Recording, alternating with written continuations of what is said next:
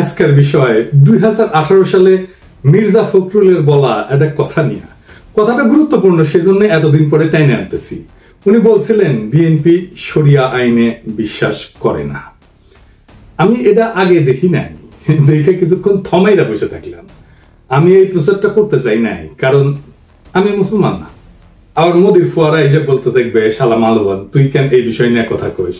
তুই বাংলাদেশের মুসলমানদের মনকে বিষাক্ত করে দিতেছিস, তুই দেশকে অশান্ত বানায় রেখা ইন্ডিয়া লাভ করে দিতেছিস, তুই শালা রয় রেজেন। কিন্তু বাধ্য এক করতে হইল, কারণ বাংলাদেশের মানুষ এক মহাবিপদের সামনে পড়ছে। এই সমস্ত ভীরু কাপুরুষ ইন্ডিয়ার পশ্চিমের সামনে নত জানু রাজনৈতিক নেতা এবং দলের নেতাদের কারণে। মির্জা ফখরুল যে বিয়ে করেছিলেন সেটা শরিয়া আইনে না, কাজী অফিসে যে বিয়া হয় সেটা শরিয়া নিকাহ শর্ত পূরণ করে এবং একই সাথে রাষ্ট্রীয় আইনের স্বীকৃতি দেয়। অর্থাৎ কাজী অফিসের নিকাহ আসলে শরিয়া প্লাস সিভিল আইনের কম্বিনেশন। শরিয়া আইনে বিশ্বাস মুসলমানদের জন্য আবশ্যিক। একজন মুসলমান কোরআন এবং সুন্নাহ মানেন, মানেই তিনি স্বীকার করেন যে সেখান থেকে নির্গত আইনই তার জীবনের বিধান। অতএব শরিয়া আইন মানা মানে আল্লাহর পাঠানো আইনগত কাঠামোকে মানা। এটা কোনো বিকল্প বা ইচ্ছিক বিষয় না যে আমি বিশ্বাস করলাম বা বিশ্বাস করলাম না, বরং ইমানের অপরিহার্য অনুষঙ্গ একজন মুসলমানের জন্য। ইসলামের মতে শরিয়া আইন অস্বীকার মানে আল্লাহর সার্বভৌমত্ব অস্বীকার করা। এখন কেমনি মির্জা ফখরুল বলে যে বিএনপি শরিয়া আইনে বিশ্বাস করে না? এই যে এখন যে তারা বলে না যে মৌলবাদে তারা বিশ্বাস করে না, এটা ওই সময়ে দেওয়া সাক্ষাৎকারে আছে। মানে এটা এসে দিয়েছিল ইন্ডিয়ান এক্সপ্রেসের সাথে, মানে ইন্ডিয়ান মিডিয়ার সাথে দেওয়া সাক্ষাৎকারে এই কথাগুলো বলছে। আপনি এই নিউজ দেখান যে কোনো ইসলামী আলেমকে, তিনি কইবেন মির্জা ফখরুল এইভাবে আল্লাহর আইনি কর্তৃত্বকে প্রত্যাখ্যান করছেন, কেননা এটা তাওহীদের মৌলনীতির পরিপন্থী। শরিয়া আইন মুসলিম উম্মার আইডেন্টিটি এবং ঐক্যের কেন্দ্র। বাংলাদেশে এলিটদের মধ্যে এমন একটা অবস্থা হয়েছে না যে ইসলামের নাম আসলে ভয় কুকড়ায় যায়, যে মুসলমান হওয়াটা তার জন্য অপরাধ। পশ্চিমা রাষ্ট্র ব্যবস্থায় আইন হইল মানবীয় চুক্তির ফল, মানে সোশ্যাল কন্ট্রাক্ট। তাই সেটা পরিবর্তনশীল, ভগ্ন এবং বিভক্ত। কিন্তু মুসলমানদের একমাত্র নির্ভরযোগ্য আইন কাঠামো হইল শরিয়া আইন, যা কুরআন এবং সুন্নাহর সাথে সামঞ্জস্যপূর্ণ এবং উম্মাকে এক সূত্রে গাঁথে। তার মানে শরিয়া আইনকে অস্বীকার করা বা অবিশ্বাস করা মানে মুসলিম উম্মার ঐক্য, ইতিহাস, ন্যায় বিচার এবং বিশ্বাস কাঠামো সবকিছুতে আঘাত করা। দুনিয়াতে নানা আইনি ব্যবস্থা আছে যা এই বৈশ্বিক আইনি কাঠামো তৈরিতে সাহায্য করছে। যেমন ধরেন রোমান আইন, এখান থেকে আমাদের যে সিভিল ল এটা আসছে, কমন ল এটা যে অ্যাংলো আমেরিকান ট্র্যাডিশন থেকে আসছে, ক্যানন ল এটা খ্রিস্টান চার্চের আইন, এবং এই ক্যানন ল এরও ভূমিকা আছে বৈশ্বিক আইন কাঠামো তৈরি করার ক্ষেত্রে। প্রাচীন হিন্দু আইন এটারও তো বৈশ্বিক আইন কাঠামো তৈরি করার ক্ষেত্রে ভূমিকা আছে। চীনা আইন এটাও তো ভূমিকা আছে বৈশ্বিক আইন কাঠামো তৈরি করার ক্ষেত্রে। আন্তর্জাতিক আইন যেমন ইউএন হিউম্যান রাইটস বা জেনেভা কনভেনশন, এগুলো তো আইন। ইসলামী শরিয়া আইন এমন একটা আইন যা সারা দুনিয়ার আধুনিক আইন কাঠামোর তৈরিতে অবদান রাখছে। কিভাবে আসেন দেখি। রোমান ল এবং আধুনিক পশ্চিম আইন শরিয়া আইন থেকে ধার করেছে। ধার বলবো না, চুরি করেছে। আসলে পরের জিনিস না কইয়া নিলে তো সেটা চুরি বলা হয়। অবশ্য অনেক জায়গায় তারা প্রত্যাখ্যান করছে, আমরা সেই বিষয়ে আসবো, সেগুলো বিস্তারিত আলাপ করব। কি কি গ্রহণ করছে আসেন সেটা দেখি। ইসলাম শরিয়া ওয়াকফ বা ধর্মীয় জনকল্যাণমূলক কাজে ব্যবহার করা হয় যে সম্পদ, ব্রিটিশরা ভারত শাসনের সময় এই ওয়াকফ ব্যবস্থার ধারণা গ্রহণ করে, তা থেকে ট্রাস্ট ল তৈরি করে। ট্রাস্ট ল, আজকে যে ট্রাস্ট ল দেখেন এটা আসলে ওয়াকফ থেকে তৈরি করা। আপনি যে ট্রাস্ট আইন দেখেন এটা শরিয়া আইনের কপি পেস্ট। ব্রিটিশরা ভারত শাসনের সময় এই ওয়াকফ আইন বিশ্লেষণ করে। মূলত এটা স্যার উইলিয়াম জোন্স এবং হেনরি মাইন ওয়াকফের ধারণা থেকে ট্রাস্ট ল গড়ে তোলে। ট্রাস্টি এবং বেনিফিশিয়ারি সম্পর্ক অনেকটা ওয়াকফের কপি পেস্ট। বিশেষ করে চ্যারিটেবল ট্রাস্টের পারপিচুয়াল এন্ডাওমেন্ট ধারণা এটা ওয়াকফ থেকে নেওয়া হয়েছে। পারপিচুয়াল এন্ডাওমেন্ট এটার মানে কি জানেন না? আসলে এটা বুঝে দেখি। এটা হচ্ছে স্থায়ী তহবিল, মানে হলো একটা তহবিল বা ফান্ড যেটা কখনো শেষ হবে না। ধরেন আপনি একটা বড় অঙ্কের টাকা কোনো বিশ্ববিদ্যালয়, হাসপাতাল বা কোনো সংগঠনকে, প্রতিষ্ঠানকে দিলেন, কিন্তু শর্ত হইলো যে এই টাকা মূলধন হিসেবে সুরক্ষিত থাকবে, আপনি হাত দিতে পারবেন না, খরচ করা যাবে না। শুধু এই টাকা থেকে যে আয় হবে সেটা দিয়ে বিশ্ববিদ্যালয় হোক, হাসপাতাল হোক, প্রতিষ্ঠান হোক, এটা খরচ চালাবে। এরকম প্রচুর প্রতিষ্ঠান আছে। এইভাবে মূলধন কখনো শেষ হয় না, শুধু আয়ের অংশ ব্যবহার করা হয়। ফলে ওই প্রতিষ্ঠান চিরকাল, এটাকে পারপিচুয়ালি বলা হচ্ছে, চিরকাল এই তহবিল থেকে উপকৃত হইতে পারে। এটা এক ধরনের চিরস্থায়ী সম্পদ যা দিয়ে কোনো প্রতিষ্ঠান প্রজন্মের পর প্রজন্ম ধরে লাভবান হয়। বাংলাদেশের সরকারের সাই তহবিল দিয়ে প্রতিষ্ঠান চালায়, কিন্তু যেমন বিআইডিএস। তো মির্জা ফখরুল কি ওই টাকা ফেরত চাইবেন যে এই টাকা তো ফেরত দাও? এটা তো শরিয়া আইনের মতো একটা ব্যবস্থা থেকে আসছে এই ফান্ড। তারপরে ধরেন শরিয়া আইনের কর্জে হাসানা, এটা তো সরাসরি শরিয়া আইন, ইসলামী ফিকা থেকে উদ্ভূত।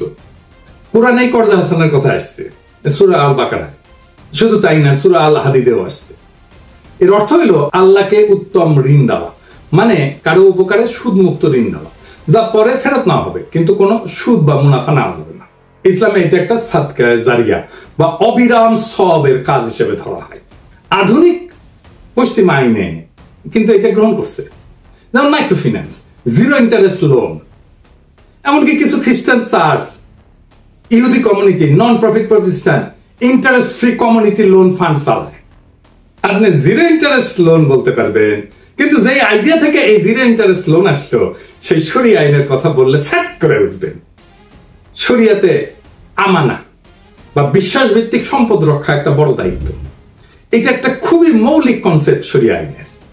মানে এই বিশ্বাস, এইটা রক্ষা করাটা এটা দায়িত্ব, কিন্তু এটা অপরাধ না। কিন্তু রক্ষা না করলে, লঙ্ঘন করলে ক্ষতিপূরণ দিতে হয়। এটা ক্রিমিনাল অফেন্স না, ক্ষতিপূরণ দিতে হয়। পশ্চিমে এটা প্রতিফলন আছে ইকুইটি ল বা ল অফ ট্রাস্টে। এই ল অফ ট্রাস্টের ধারণাটা এই বিশ্বাস ভিত্তিক দায়িত্ব থেকে উদ্ভূত। ট্রাস্টিদের উপরে আস্থা রক্ষার আইনি বাধ্যবাধকতা প্রতিষ্ঠিত হয়, এটা আসছে শরিয়া থেকে, এবং এটা ভাঙলে তাকে ক্ষতিপূরণ দিতে হবে। তারপরে ধরেন মিরাস আইন, যেটাকে স্ট্রাকচার্ড ইনহেরিটেন্স বলা হয়, যেটা নিয়ে সেকুলারদের প্রচুর চুলকানি। ইসলামী উত্তরাধিকার আইন ছিল প্রথম ব্যবস্থাগুলোর মধ্যে একটা, যেখানে নারী, শিশু, স্ত্রী, দুঃসম্পর্কে আত্মীয় সবাই নির্দিষ্ট অংশ পেত। রোমান ল কিন্তু ছিল এটা পিতৃতান্ত্রিক, এটা নিয়ন্ত্রণ ছিল পিতৃতান্ত্রিক নিয়ন্ত্রণ ছিল। কিন্তু আধুনিক সিভিল কোড এবং ফ্রান্সে এই শরিয়া আইন থেকেই এই ধারণাটা নিয়ে কোড নেপোলিয়ান বা জার্মানিতে বিজিবি এই আইন তৈরি করা হয়। গণিত ভিত্তিক উত্তরাধিকার অনেকাংশেই এটা ইসলামী শরিয়ার কাছাকাছি। নেপোলিয়ান যে আইনটা করছেন ফ্রান্সে, আসলে এটা একটু মিলাই দেখি শরিয়া আইনের সাথে। কোড অফ নেপোলিয়ান এটা 1804 সালে ফ্রান্সে এটা প্রতিষ্ঠিত হয়, এবং বিজিবি নামে 1900 সালে জার্মানিতে প্রতিষ্ঠিত হয়। তো এটা মিল কোথায়? যেমন ফিক্স শেয়ার, মানে বৈধ উত্তরাধিকারদের ফিক্স শেয়ার ইসলামী আইনে নির্ধারিত অংশে, যেমন ফরজ ফারায়েজ, ফরাসি কোডে এটাকে বলা হয় রিজার্ভ হেরিডিটারি। কিছু অংশ সন্তানদের জন্য সংরক্ষিত, আপনি ইচ্ছা করলেও সেটা বাতিল করতে পারবেন না। সন্তান এবং স্ত্রীর জন্য একটা প্রায়োরিটি আছে। ইসলামেও স্ত্রী, স্বামী, সন্তান, পিতামাতা এদের অংশ সুনির্ধারিত। এই নেপোলিয়ান কোডেও স্পাউস মানে স্ত্রী এবং লেজিটিমেট চাইল্ড, বৈধ সন্তান, এদের জন্য লিগাল মিনিমাম একটা ইনহেরিটেন্স ধার্য করা হয়েছে। এবং ম্যাথমেটিক্যাল প্রিসিশন আছে ইসলামে, অঙ্ক করে ভাগ করে দেওয়া। নেপোলিয়ান সিস্টেমে এই বন্ধনটা নির্দিষ্ট ক্যালকুলেশনের মাধ্যমে নির্ধারিত হয়। মানে ধরেন যদি একজন স্ত্রী এবং 2 সন্তান থাকে, তাহলে কার অংশ কত হবে, স্ত্রী কত পাবে, সন্তান কত পাবে, সেটা আইন দিয়ে নির্ধারিত এই নেপোলিয়ান লয়। তারপরে ধরেন উইল করার ক্ষমতা। ইসলামে কিন্তু উইল করে সম্পদের সর্বোচ্চ 1/3 বিতরণ করা যায়, তার চেয়ে বেশি না। বাকি অংশ আইন মাফিক বন্টন করা হবে তার উত্তরাধিকারদের সাথে। নেপোলিয়ান কোডেও আপনি উইল করে কেবল নির্দিষ্ট অংশ বিতরণ করতে পারবেন, বাকিটা আইনের নির্ধারিত অংশ অনুযায়ী হবে। তারপরে ধরেন টর্ট আইন বা দিয়া, সিভিল কম্পেনসেশন যেটাকে বলা হয়, এটার ঐতিহাসিক শিকড় কিন্তু শরিয়াতে। শরিয়াতে ইচ্ছাকৃত ক্ষতি বা অনিচ্ছাকৃত মৃত্যুর জন্য ক্ষতিপূরণ, যেটাকে বলে দিয়া। পশ্চিমেও টর্ট ল বা ডেট, এটা তৈরি হয় এই ধারণা থেকে, কারো উদ্দেশ্যে কেউ ক্ষতিগ্রস্ত হইলে ক্ষতিপূরণ দিতে হবে। যদিও শরিয়াতে ব্লাড মানি এটা নির্ধারিত, কিন্তু পশ্চিমে এটা আদালতের বিবেচনায়। তবু মৌলিক নীতিতে কিন্তু মিল আছে। এইবার আসেন পশ্চিমারা কি নিয়ে হাউকাউ করে। আমি সবকটা নিয়ে আলাপ করবো না, দীর্ঘ হয়ে যাবে। তবে একটা নিয়ে আলাপ করব, সেটা হচ্ছে সাক্ষ্য নিয়ে। নারীদের সাক্ষ্য দেওয়া অর্ধেক গণ্য হওয়া নিয়ে। পশ্চিমারা শরিয়া আইন অনুসারে নারীর সাক্ষ্য অর্ধেক গণ্য হয়, এটাকে গ্রহণ করে না। শরিয়ায় নির্দিষ্ট ক্ষেত্রে, সব ক্ষেত্রে না কিন্তু নির্দিষ্ট ক্ষেত্রে, যেমন আর্থিক লেনদেনের ক্ষেত্রে নারীর সাক্ষ্য পুরুষের অর্ধেক, এটা সত্য। পশ্চিম আইন নারী পুরুষের সাক্ষ্যকে সমান মর্যাদা দেয়, সেজন্য ওরা বলে এই শরিয়া আইন এটা জেন্ডার নিউট্রাল না, নারীকে ক্ষমতাকে খর্ব করা হয়েছে এবং নারীকে অসম্মান করা হয়েছে। ইসলামী শরিয়াতে নির্দিষ্ট কিছু ক্ষেত্রে নারীর সাক্ষ্য পুরুষের তুলনায় অর্ধেক, এটা বিধান আছে, বিশেষ করে আর্থিক লেনদেন সংক্রান্ত বিষয়। এটার আবার কতগুলো কারণ আছে। একটা হইতেছে সাংঘর্ষিক পরিবেশে নারীর ঝুঁকি কমানো, প্রোটেক্টিভ লজিক। এইটা মানে ইসলামী সমাজে নারীদের দায়িত্ব কিন্তু মূলত পরিবার কেন্দ্রিক। বিচারালয় বা আদালতে উপস্থিত হওয়া ছিল এক ধরনের সামাজিক অস্বস্তির বিষয়, এখনো তাই, এমনকি পশ্চিমা সমাজও তাই। তাই আর্থিক বা অপরাধমূলক মামলায় নারীদের বাধ্যতামূলক সাক্ষী না বানায় সহযোগী সাক্ষী হিসেবে রাখা হয়েছে। এটা কিন্তু সুরক্ষামূলক শর্ত, এটা কিন্তু অবমাননা না, দমনমূলক না। মনস্তাত্ত্বিক এবং আবেগজনিত পার্থক্য আছে। অনেকে বলেন, যেমন ধরেন সাধারণত নারীরা বেশি সংবেদনশীল হয়, আবেগপ্রবণ হয়, তাই কোনো চাপে বা ভুল ব্যাখ্যার ঝুঁকি থেকে দ্বিতীয় নারী সাক্ষী রাখার মাধ্যমে স্মরণ করে দেওয়ার একটা পদ্ধতি নির্ধারিত হয়েছে। এবং আমরা দেখব যে আধুনিক পশ্চিমা আইনেও এটাকে অনুসরণ করা হয়েছে। আমরা একদম তাই মিলাই দেব। তো এইটা কিন্তু নারীকে অযোগ্য বলা না, বরং মানসিক এবং সামাজিক প্রেক্ষাপট বিবেচনায় ন্যায্যতা নিশ্চিত করার চেষ্টা। আর নারীর সাক্ষ্য তো সব ক্ষেত্রে অর্থিক না। যেমন ধরেন ধর্ষণ, প্রসব, নারীর শারীরিক অবস্থা ইত্যাদি ক্ষেত্রে নারীর একক সাক্ষ্যই যথেষ্ট। সুদ, চুরি, হত্যা এই সমস্ত অপরাধে সাক্ষ্য হয় গ্রহণযোগ্যভাবে, নিরপেক্ষভাবে। শুধুমাত্র আর্থিক চুক্তি এবং দলিল এই ক্ষেত্রে দ্বৈত নারীর সাক্ষ্য প্রয়োজন হয়। আরো কারণ আছে, যেমন নারীকে সাক্ষ্য দানে বাধ্য না করা, এটা হচ্ছে বার্ডেন রিডাকশন। এটার অর্থ কি? ধরেন ইসলামে সাক্ষ্যদানের দায়িত্বকে এক ধরনের সামাজিক এবং নৈতিক বোঝা হিসেবে দেখে। নারীকে এই দায় থেকে পুরোপুরি অব্যাহতি না দিয়া সহযোগী করে রাখার মাধ্যমে তার উপরে চাপ কমানো হয়েছে। ইসলামে কিন্তু সাক্ষ্য মানে শুধু বলা না, ইসলামের সাক্ষ্য হচ্ছে একটা কসম এবং দায়বদ্ধতা, শাহাদা। ভুল সাক্ষ্য দিলে গুনাহ হয়, শাস্তিযোগ্য। এটা অর্থাৎ নারীর উপরে কম দায় চাপায় তাকে আইনি ভুলের ঝুঁকি থেকেও সুরক্ষা দেওয়া হয়েছে। এটা এক ধরনের রহমতমূলক বিধান। এটাকে লিঙ্গ বৈষম্য বলবেন? নারী সর্বক্ষেত্রে তো অর্ধেক না, ক্ষেত্রে ক্ষেত্রে নারী একক সাক্ষী হইতে পারে। এটা নারীর অযোগ্যতা প্রমাণ করে না, নারীর জন্য আলাদা সামাজিক ভূমিকা এবং দায় বিবেচনা কইরা এটা নির্ধারিত করা হয়। এটা আধুনিক মানবাধিকার পরিপন্থীও না, বরং ইসলামে কিন্তু সমতা না, ইসলামে বলা হয় জাস্টিস, ন্যায় বিচার, ইনসাফ। তাই সবাইকে সমান বলা না, উপযুক্ত দায়িত্ব দেওয়াটাই উদ্দেশ্য। আসলে আরেকটু বুঝে দেখি ইসলামের ধারণার আরেকটু গভীর দর্শন নিয়ে আলাপ করি।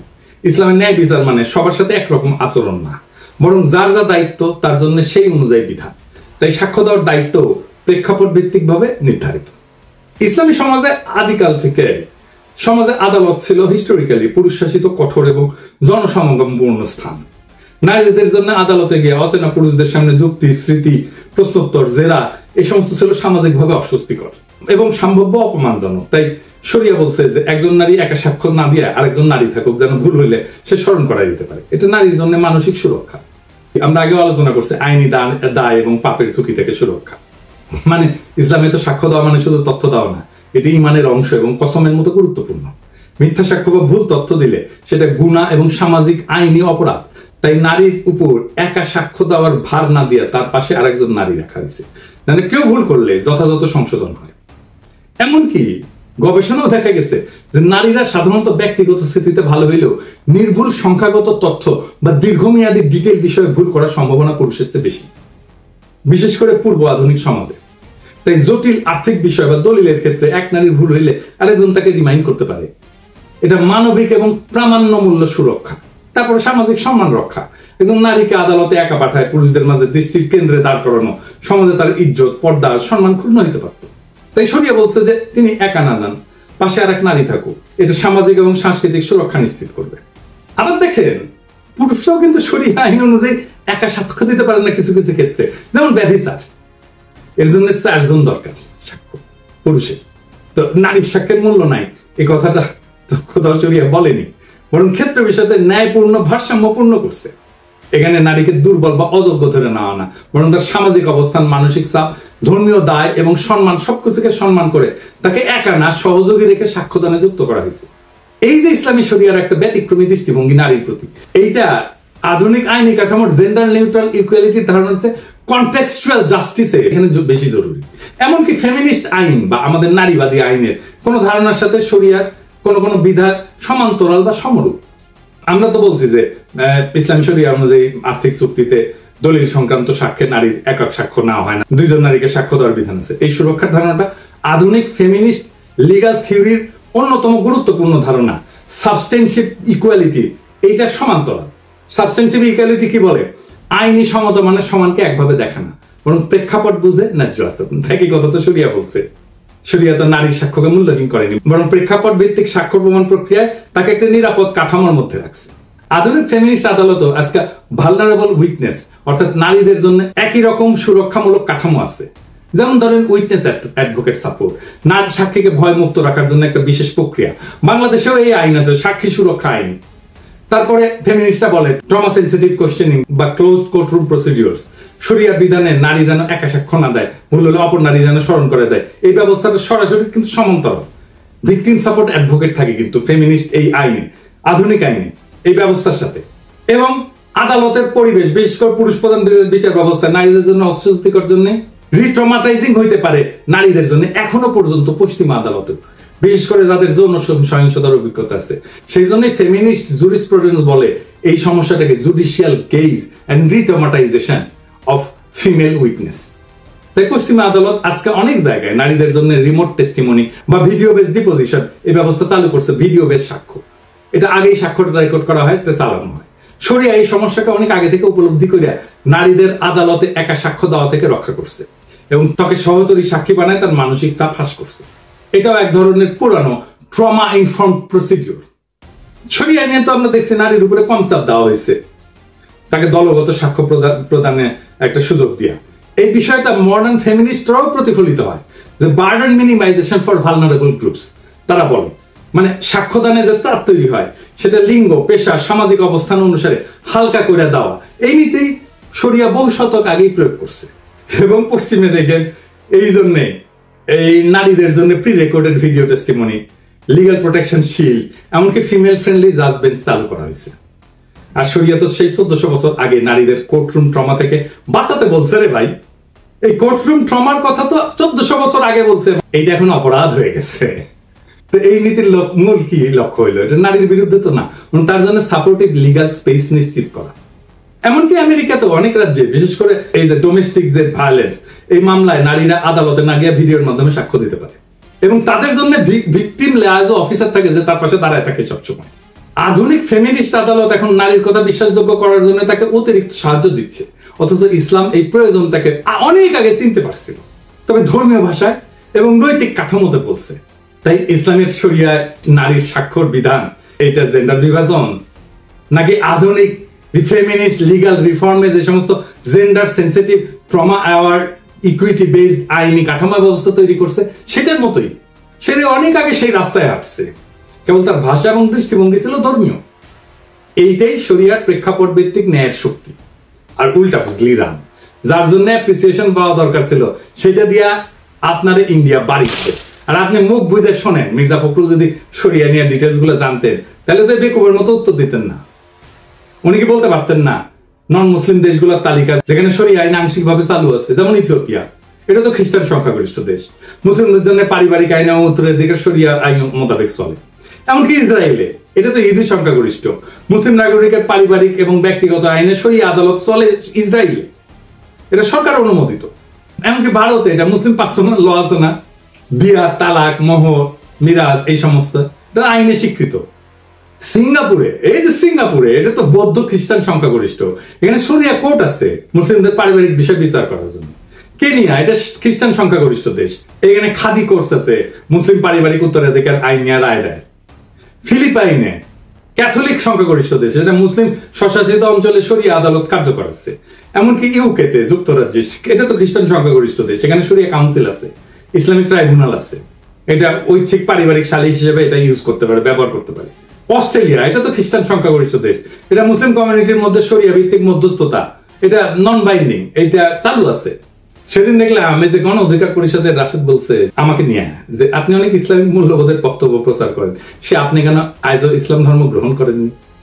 আমি বলি কি রাশেদ, হুদাই আমার পিছনে লাগতে এসো না, নিজের মূর্খতা প্রকাশ করিল না। দুনিয়াতে অমুসলিম ইসলামিক স্কলার নাই, তারা ইসলাম নিয়ে কথা বলে না, লেখালেখি করে না, গবেষণা করে না। এই যে ইগনাস গোলসিয়ার নাম শুনিছো জীবনে? শোনো নাই, উনি হাঙ্গেরির লোক ছিলেন, আধুনিক ইসলামিক স্টাডিজের অন্যতম প্রতিষ্ঠাতা। হাদিস নিয়ে যত মৌলিক গভীর গবেষণা হয়েছে এই ভদ্রলোক করেছে। জোসেফ শাক্টের নাম শুনিছো কোনোদিন? ইসলাম শিক্ষা এবং শরিয়া আইন বিষয়ে গুরুত্বপূর্ণ গ্রাউন্ড ব্রেকিং গবেষণা করছে। আধুনিক যুগে মন্টেগমেরি ওয়াট নাম শুনিছো? নবী করিম পিস বি আপন হিম ওনার জীবন এবং ইসলামের প্রারম্ভিক ইতিহাস নিয়ে যে বিখ্যাত কাজটা সেটা ওনার করা। মুসলমান না হইলে ইসলাম নিয়ে কথা বলা যাবে না, কোন নিষেধ আছে নাকি ইসলামে? তো তুমি তো মুসলমান, মির্জা ফখরুলও মুসলমান, অন্তত নামে মুসলমান, তো পারো না কেন এমন একটা ব্যাখ্যা দিতে এতদিনেও সরিয়া নিয়া? পারো না জন্যই তো আমারে কইতে হয়, শুধু পারো না তা না, ওরা যা চায় ইন্ডিয়া যা চায় সেটা কইরা আসো। রাজনৈতিক দল করছো, দূতাবাসের তো দাওয়াত টাওয়াত দাও, তো সবাই ডাকো একদিন দেখি হোটেলে, গণ অধিকার পরিষদের তরফ থেকে, খরচ আমি দিব, বলো আমরা সরিয়া নিয়ে গণ অধিকার পরিষদের অবস্থান ব্যাখ্যা করব, তারপরে সেটা ভিডিও করো, তুমি নিজে করো, দেখি কেমন পারো। আমি কেন মুসলমান হই না তার আগে দেখাও তুমি কোন মাপের মুসলমান হইতে পারছো। এটা একটা মুসলমান প্রধান দেশের রাজনৈতিক দলের নেতা হিসেবে তুমি কতটা যোগ্য সেটা প্রমাণ দাও আগে। তোমার মুসলমানদের ধর্মীয় আত্মপরিচয় রক্ষার, সাংস্কৃতিক পরিচয় রক্ষার পর্যাপ্ত ইসলামিক জ্ঞান আছে কিনা তার পরীক্ষা দাও আগে দেখি। আমি তো চুপ হয়ে যাইতেই পারি যে কোনো সময়, কিন্তু দেখি তোমার হ্যাডম কেমন, তোমাদের হ্যাডম কেমন, দেখতেছি তো হ্যাডম। বাংলাদেশে 82% মানুষ ছড়িয়ে আইন চায়, জানো এটা? এটা 2015 সালের কথা। কেন চায়? তারা মুসলমান তাই চায় না, তারা এই জন্য চায় যে সমাজে ইনসাফ লাগে, তাছাড়া রাষ্ট্র চলে না, রাষ্ট্র টিকে না। তোমরা তো তোমাদের বালসালের আদালত, আইন, রাষ্ট্র এটা প্রতিষ্ঠা করতে পারো নাই, ইনসাফ প্রতিষ্ঠা করতে পারো নাই সমাজে, তাই মানুষ খোদার দরবারে ফরিয়াদ জানায়। একজন মুসলমান যখন বলে আমি শরিয়া আইনে বিশ্বাস করি না, সে তো আসলে শুধু একটা আইন, একটা ঐতিহ্য, একটা বিশ্বাস, একটা সভ্যতা এবং তার আত্মপরিচয়কে অস্বীকার করে। এই অস্বীকার শুধু ব্যক্তিগত মত না, বরং তা মুসলিম উম্মার অন্তর্নিহিত ঐক্যের ভিত কাঁপায় দেয়। মির্জা ফখরুল হয়তো ইন্ডিয়ার সাথে কৌশল করতে চাইছে, হয়তো তিনি ভাবছেন ভারত বা পশ্চিমের মনোভাব তুষ্ট করলে রাজনীতির সুবিধা পাওয়া যাবে, কিন্তু তিনি ভুলে গেছে নিজের ভিত্তি কাটলে কৌশল কিছু করতে পারে না, থাকে শুধু পতনের গর্ত। আজকে বাংলাদেশের কেউ শরিয়ার নাম নিলে তাকে মৌলবাদী বলা হয়, পশ্চাৎপদ বলা হয়, কিংবা লিবারেল দুনিয়ার শত্রু বলা হয়। অথচ আন্তর্জাতিক আদালত থেকে শুরু করে আধুনিক ফেমিনিস্ট আইনের ভিত পর্যন্ত বহু প্রভাব আজ ইসলামী শরিয়ার চিন্তা থেকে আসছে। কাজেই প্রশ্ন একটাই, আপনি শরিয়ার শত্রু নাকি অজ্ঞ? আপনি আত্মপরিচয়ের পক্ষে নাকি রাজনৈতিক গোলামীর খাঁচায় বন্দী? আপনি কাদের প্রতিনিধি, আপনার ধর্মীয় সংস্কৃতির নাকি আপনার প্রতিপক্ষে? শরিয়া মানে কেবল শাস্তি না কিন্তু, বরং তা একটা অন্তর্নিহিত ন্যায়ের ভাষা। আর এই ভাষা অস্বীকার করা মানে কেবল ধর্ম না, নিজেকে, নিজের সংস্কৃতিকে, সেটাকে অস্বীকার করা। যার ধর্ম তুমি ধারণ করো তার বিধানকে অপমান করিয়া তুমি কাকে সন্তুষ্ট করবা, আর কাদের কাছে নিজেকে বিকায় দিতেছো? এই প্রশ্ন ফুরাবে না যতদিন পর্যন্ত একজন নেতা দাঁড়ায় বলবে আমরা শরিয়াতে বিশ্বাস করি না। বাংলাদেশকে তার সংস্কৃতি, তার ধর্মের উপরেই দাঁড়াইতে হবে, সেটাই বাংলাদেশের নিয়তি, এবং সেইটাই বাংলাদেশের স্বাধীনতা, সার্বভৌমত্ব, আঞ্চলিক অখণ্ডতা এবং মানব সত্তার মর্যাদা রক্ষা করবে।